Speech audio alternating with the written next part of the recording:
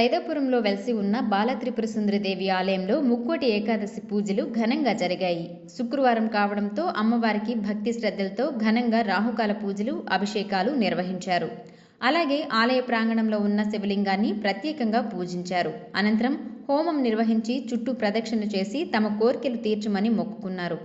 విచ్చేసిన మహిళా భక్తులకు అర్చకులు తీర్థ ప్రసాదాలు అందించారు. అనంతరం అన్నదాన కార్యక్రమం నిర్వహించారు.